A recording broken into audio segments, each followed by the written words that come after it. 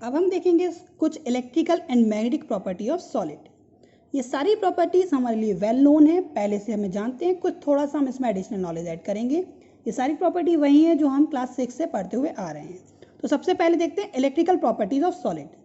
तो solids are classified on the basis of electrical properties in 3 types: non conductor, that is insulator, conductor and semiconductor.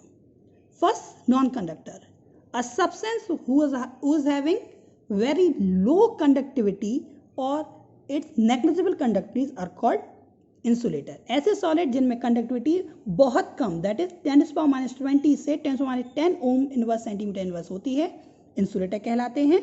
इनमें मतलब कि current flow नहीं होती। For example rubber, plastic etcetera.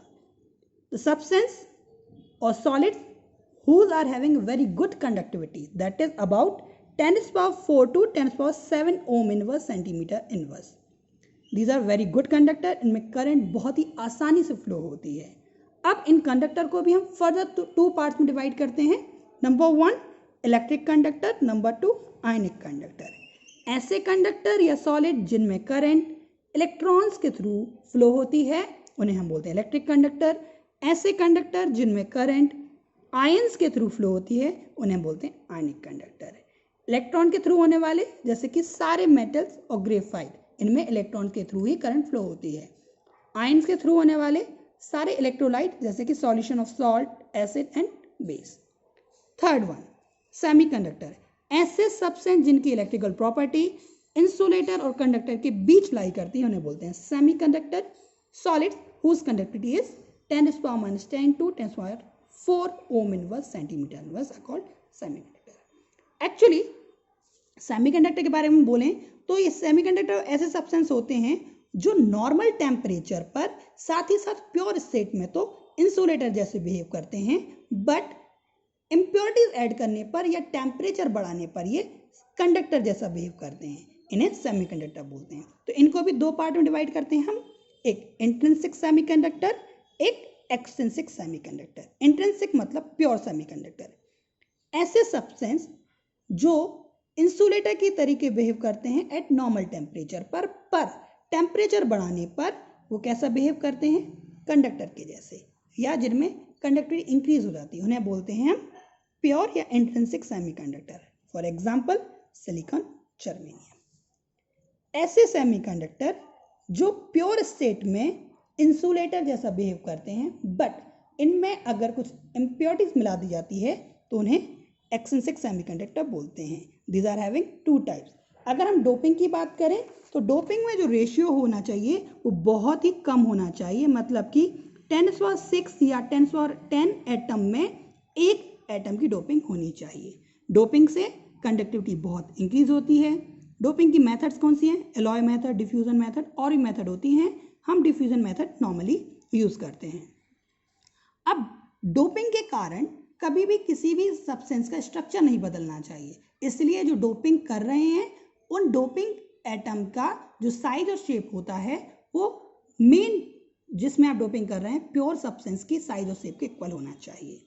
अब P type और N type, जब tetravalent atom में for example silicon और जर्मेनियम में trivalent impurities that is boron, aluminium, गैल्यूमिनियम, indium, gallium is added, then P type semiconductor is form. देखते हैं हमारे पास सिलिकॉन है, सिलिकॉन में हमने ट्राइवैलेंट दैट इज एल्यूमिनियम जिसके 3 हाथ होते हैं उसको ऐड किया तो हमारे पास एक फ्री होल बच गया, फ्री होल जनरेट हो गया, इसे हम बोले हैं पी टाइप। इसमें number of hole number of electron से ज़्यादा होते हैं तो majority carrier hole, minority carrier electrons होते हैं।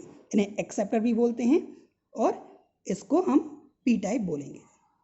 जब pentavalent impurities added to tetravalent semiconductor जैसे कि nitrogen, phosphorus, arsenic, antimony, bismuth, then N type semiconductor form. तो हमने जैसे कि सिलिकॉन में आर्सेनिक को ऐड किया तो आर्सेनिक के 5 हैंड थे, 4 तो सिलिकॉन से इंगेज हो गए, एक इलेक्ट्रॉन एक्सेस में बचा। तो मेजॉरिटी कैरियर में क्या हो गया? इलेक्ट्रॉन। माइनॉरिटी कैरियर क्या हो गया? Hole. Number of electron is greater to number of hole, इन्हें हम डोनर भी बोलते हैं। इसके अलावा जो हमारे कंडक्टिविटी की बात करें तो कुछ और स्पेशल पॉइंट्स होते हैं। उनमें हमारा पहला पॉइंट आता है सुपर कंडक्टिविटी।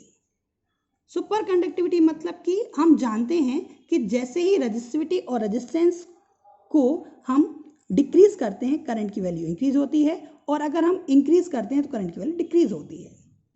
अब अगर हम एक ऐसा रेजिस्टेंस बना लें जिसमें रेजिस्टिविटी या रेजिस्टेंस बहुत ही कम, लगभग जीरो हो, तो करंट की वैल्यू क्या हो जाएगी, बहुत ही ज़्यादा।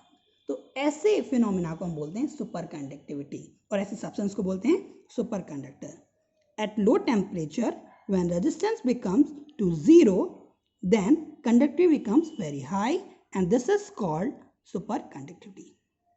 For example, 4 केल्विन पर मरकरी को सुपर कंडक्टर कहा जा सकता है, ये उसकी तरह बिहेव कर सकता है, या 23 केल्विन पर Nb3Ge सुपर कंडक्टिविटी शो करता है। अब कुछ और पॉइंट्स देखते हैं, नोट पॉइंट्स देखते हैं। तो पहला है सेमीकंडक्टर के एप्लीकेशन क्या होते हैं। तो सेमीकंडक्टर के एप्लीकेशन है डायोड्स में, ट्रांजिस्टर में, लॉजिक गेट्स में और अदर इलेक्ट्रॉनिक कंपोनेंट्स में। Next, pyroelectricity and piezoelectricity, these are two main point जो हमारे फ्यूचर स्टिक हैं, मतलब इन पर फ्यूचर में बहुत वर्क हो सकता है, बहुत नए एनर्जी सोर्स बन सकते हैं। तो इनको थोड़ा सा हम देखें, इंट्रो देखें। जब किसी सब्सटेंस में हीटिंग के कारण करंट फ्लो होती है, मतलब कि किसी सब्सटेंस को गर्म करें और करंट फ्लो हो जाए, ऐसे सब्सटेंस को हम पायरो इलेक्ट्रिक, और ऐसी करंट को हम पायरो इलेक्ट्रिसिटी कहते हैं। पीजो इलेक्ट्रिक, जब किसी सब्सटेंस पर हम मैकेनिकली प्रेशर अप्लाइड करते हैं या दबाव डालते हैं और उस प्रेशर के कारण इलेक्ट्रिसिटी जनरेट हो जाए तो उसे हम पीजो इलेक्ट्रिसिटी बोलते हैं। फॉर एग्जाम्पल, एक फिक्शंस के थ्रू हम बता सकते हैं कि हमारे पास ऐसे शूज हों जिनमें पीजो इलेक्ट्रिक डिवाइस हो, तो जब भी हम चलेंगे वहाँ से इलेक्ट्रिसिटी जनरेट होगी और उस इलेक्ट्रिसिटी का हम यूज मोबाइल को चार्ज या किसी डिवाइस को चार्ज करने में कर सकते हैं। तो ये थे हमारे इलेक्ट्रिकल बिहेवियर ऑफ सॉलिड। अब हम देखते हैं मैग्नेटिक प्रॉपर्टीज ऑफ सॉलिड। जैसे इलेक्ट्रिकल प्रॉपर्टी के बेस पर सॉलिड को डिवाइड किया था, ऐसे मैग्नेट को भी हम डिवाइड करते हैं। तो when any substance is placed in magnetic field, तो उसके बिहेवियर के आधार पर सब्सटेंस को हमने 5 पार्ट में डिवाइड किया है: paramagnetic, diamagnetic, ferromagnetic, anti ferromagnetic and ferrimagnetic. अब सबसे पहला आता है हमारा पैरामैग्नेटिक। जब किसी सब्सटेंस को मैग्नेटिक फील्ड में रखने पर वो मैग्नेटिक फील्ड की ओर अट्रैक्टिव होते हैं, which attract in a magnetic field, ऐसे सब्सटेंस को पैरामैग्नेटिक सब्सटेंस कहते हैं। Magnetic property does not exist after removing magnetic field, लेकिन जैसे ही मैग्नेटिक फील्ड बंद करते हैं या हटा लेते हैं तो इनका जो मैग्नेटिक बिहेवियर है वो नहीं शो होता है। इन जो सॉलिड होते हैं इनमें कम से कम एक या एक से ज़्यादा अनपेयर इलेक्ट्रॉन्स होते हैं। For example VO2, O2, NO, NO2, CO2+। अब ऐसे सब्सटेंस जिनको मैग्नेटिक फील्ड में रखने पर वो रिपल्शन करते हैं, रिपल्शन देते हैं, उन्हें हम क्या बोलते हैं, डाई मैग्नेटिक सब्सटेंस बोलते हैं। इनमें सारे इलेक्ट्रॉन पेयर होंगे। For example TiO2, Na+, Zn, Copper+, Zn2+, Scandium 3+ ion। Now ferromagnetic substance, ऐसे substance which attracts in a magnetic field, जो अट्रैक्ट करते हैं मैग्नेटिक फील्ड में और मैग्नेटिक फील्ड हटा लेने पर भी इनका मैग्नेटिक नेचर वैनिश नहीं होता, रिमूव नहीं होता, बना रहता है, उन्हें हम क्या बोलते हैं, फेरोमैग्नेटिक। अब इनमें जो मैग्नेट मूवमेंट होता है, डायरेक्शन ऑफ मैग्नेटिक मूवमेंट होता है, वो मैग्नेटिक फील्ड के सेम के अलॉन्ग होता है और सभी में सेम होता है। मतलब कि जितने भी इसमें एलिमेंट है, एटम है, सबका मैग्नेटिक मूवमेंट है वो एक ही डायरेक्शन में शो कर रहा है। ठीक है, जिस कारण से ये स्टेबल मैग्नेटिक मूवमेंट बताते हैं और ये स्ट्रॉन्ग मैग्नेटिक होते हैं। फॉर एग्जाम्पल आयरन, कोबाल्ट, निकल and chromium oxide. Anti ferromagnet substance ऐसे सब्सटेंस होते हैं जिसमें मैग्नेटिक मूवमेंट की डायरेक्शन अपोजिट एंड इक्वल होती है, मतलब कि जितना आपका इस साइड है उतना ही आपका अपोजिट डायरेक्शन में होंगे, नंबर इक्वल एंड अपोजिट, इन्हें हम बोलते हैं एंटी फेरोमैग्नेटिक सब्सटेंस। तो टोटल मैग्नेटिक मूवमेंट इसमें क्या हो जाता है, 0, क्योंकि जितना इस साइड है उतना इस साइड, तो टोटल कितना हो गया, 0। For example MnO Mn2O3। Ferrimagnetic substance, ऐसे सब्सटेंस जिसमें मैग्नेटिक मूवमेंट की डायरेक्शन अपोजिट होती है बट इक्वल नहीं होती है। मतलब कि ये साइड है तो ये साइड, ये साइड तो ये साइड, लेकिन इसमें ऐसा नहीं कि जितना उतने उस डायरेक्शन में उतना उसके अपोजिट डायरेक्शन में, एक डायरेक्शन में फिर भी इसका नेट मैग्नेटिक मूवमेंट होता है जो कि बहुत ही लेस होता है। For example Fe3O4। अब देखते हैं क्यूरी टेम्परेचर। एक ऐसा टेम्परेचर जिस पर किसी फेरोमैग्नेट, एंटी फेरोमैग्नेट, फेरीमैग्नेट सब्सटेंस को गर्म करके पैरामैग्नेटिक सब्सटेंस में कन्वर्ट किया जाता है, उसे हम बोलते हैं क्यूरी टेम्परेचर।